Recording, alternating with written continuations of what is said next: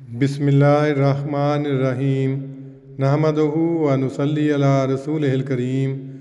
صحیح البخاری کتاب الوضوء باب مسح الراس مرۃ، یعنی سر کا ایک دفعہ مسح کرنا۔ حدیث نمبر 192۔ عمر بن ابی حسن نے حضرت عبداللہ بن زید سے نبی صلی اللہ علیہ وسلم کے وضو کے متعلق پوچھا تو انہوں نے پانی کا ایک لگن منگوایا اور ان کو وضو کر کے دکھلایا۔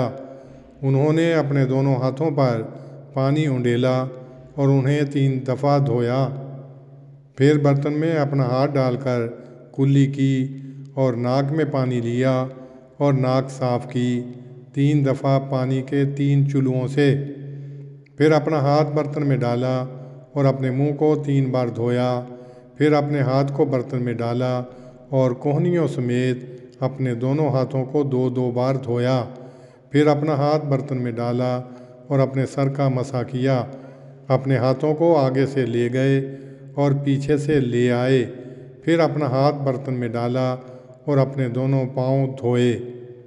اس حدیث کی تشریح میں لکھا ہے کہ امام شافعی رحمہ اللہ کے نزدیک سر پر 3 بار مسح کرنا مستحب ہے، بوجہ اس کے کہ الوضوء ثلاثاً ثلاثا، یعنی وضو میں 3 بار دھونا ہوتا ہے۔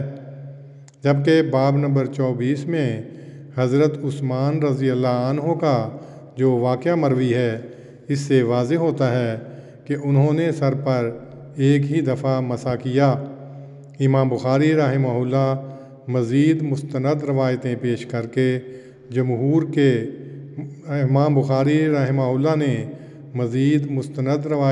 کر کے جمہور کے مذہب کی تائید کی ہے۔ اللہم صلی علی محمد وعلی آل محمد کما صلیت علی ابراہیم وعلی آل ابراہیم انک حمید مجید۔ اللہم بارک علی محمد وعلی آل محمد کما بارکت علی